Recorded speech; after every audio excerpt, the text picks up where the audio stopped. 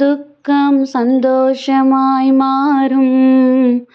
உங்கள் கவலைகள் கண்ணீர் எல்லாம் மறைந்துவிடும். உங்கள் துக்கம் சந்தோஷமாய் மாறும். உங்கள் கவலைகள் கண்ணீர் எல்லாம் மறைந்துவிடும்.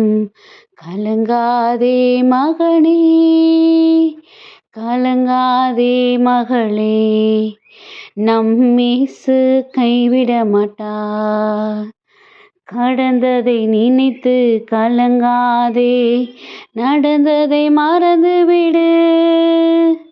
கர்த்தர் புதியன செய்திடுவார், இன்றே நீ காண்பாய். கலங்கிடவே வேண்டாம், கலங்கிடவே வேண்டாம், நம் இயேசு கைவிட மாட்டார். உங்கள் துக்கம் சந்தோஷமாய் மாறும். உங்கள் கவலைகள் கண்ணீர் எல்லாம் மறைந்துவிடும். திராணிக்கு மேலாக சோதிக்கப்பட ஒரு நாளும் விடமாட்டார். தாங்கிடும் பலன் தருவார். தப்பி செல்ல வழி செய்வார், தப்பி செல்ல வழி செய்வார், நாம் தப்பி செல்ல வழி செய்வார். ஹாய் குட்டீஸ், எல்லோரும் எப்படி இருக்கிறீங்க? நல்லா இருக்கீங்களா? ஹாப்பியாக இருக்கீங்களா குட்டீஸ்? அவருடைய ஒவ்வொரு நாளும் அவருடைய பிரசன்னத்தை உணர்றதுக்காக இந்த லென்த் டேஸில் நம்மளோட முழு இருதயத்தையும் அவருடைய கரங்களில் நம்ம ஹேண்ட் ஓவர் பண்ணிவிட்டு ரொம்பவே உணர்வுபூர்வமாக நம்ம இந்த லென்த் டேஸை கடந்து வந்துட்டுருக்கோம். அப்படி தானே குட்டீஸ்?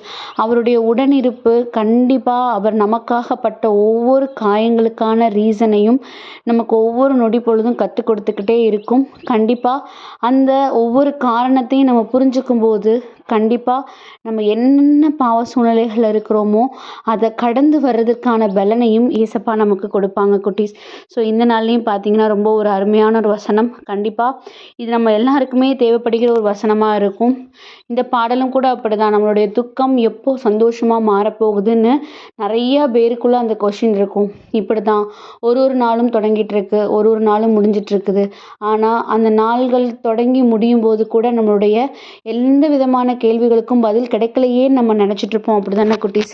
ஆனால் ஏசப்பா இன்னைக்கு நம்மளை சொல்கிறாங்களே, உங்களுடைய துக்கம் சந்தோஷமாக மாறும்.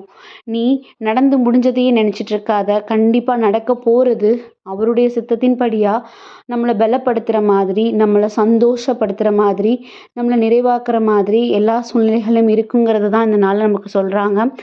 அதை தான் அப்போஸ்தலர் 15:17 படியாக பழுதாய் போனவைகளை மறுபடியும் சீர்படுத்தி அதை செவ்வையாக நிறுத்துவேன் அப்படிங்கிற வசனத்தை, ஒரு உறுதியை நம்ம எல்லாருக்கும் கொடுக்குறாங்க.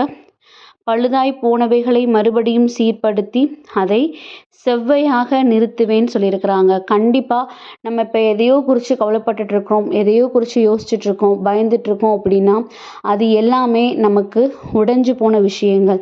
இது இப்படி ஆயிட்டே, இதை எப்படி நம்ம திரும்ப பண்ண போகிறோம், இல்லை இதில் எப்படி நம்ம திரும்ப மீண்டு வரப்போகிறோம் நம்ம பயந்துட்டுருக்கோம் தானே. அதை தான் ஏசப்பா சொல்கிறாங்க. அது உடைஞ்சு போயிடுச்சுன்னு நினைக்காத. அதை உடைச்சதே அதை திரும்ப சீரமைச்சு ரொம்ப நல்லபடியாக அதை உருவாக்குறதுக்காக தான் நம்மளை பார்த்து சொல்கிறாங்க குட்டீஸ். கண்டிப்பாக இந்த விஷயத்தை நம்ம அக்செப்ட் பண்ணிக்கணும். ஒரு தங்கம் கட்டியாகவே இருக்கும்போது அதை வச்சு நம்ம ஒன்றுமே பண்ண முடியாது. அதை உடைச்சி அதை வடிவமைச்சு அதை உருவாக்கும் போது மட்டும்தான் அதை நம்ம என்ன பண்ணிக்க முடியும், பயன்படுத்திக்க முடியும். ஸோ நம்மளோட இருதயமும் கூட ஒரு உடஞ்ச சூழ்நிலையில் அங்கங்கே பழுது பார்த்து நம்ம யூஸ் பண்ணிக்கிட்டு இருக்கோம், நம்ம தேவைக்கு ஏற்ற மாதிரி வச்சுக்கிட்டு இருக்கோம் அப்படின்னா அது எப்போ முழுவதுமாக உடஞ்சி போகும் தெரியாது.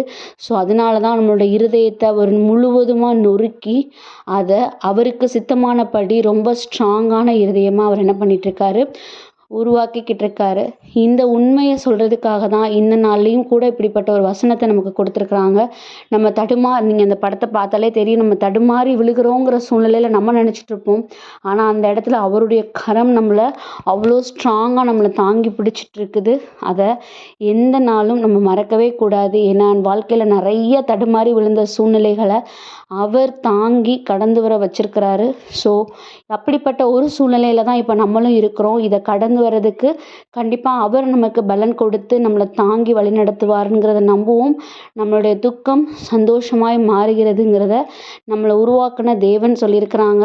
அவர் சொன்ன வார்த்தைகள் எதுவுமே நம்ம லைஃப்பில் பொய்யாக போகிறது கிடையாது. ஸோ இந்த நாளில் கடவுளே, இந்த வசனமும் சரி இந்த பாடலும் சரி எனக்காக தான் நீங்கள் கொடுத்துருக்கீங்க அப்படின்னு அவரிடத்துல நம்ம வச்சிருக்கிற விசுவாசத்தை நம்பிக்கையாக நம்ம என்ன பண்ணுவோம், வெளிப்படுத்துவோம். கண்டிப்பாக நம்ம திராணிக்கு மேலாக நம்ம சோதிக்கப்படுறதுக்கு அவர் நம்மளை விடவே மாட்டார். ஸோ அதுக்காக ஏசப்பாட்ட கொடுத்து ப்ரேயர் பண்ணுவோமா?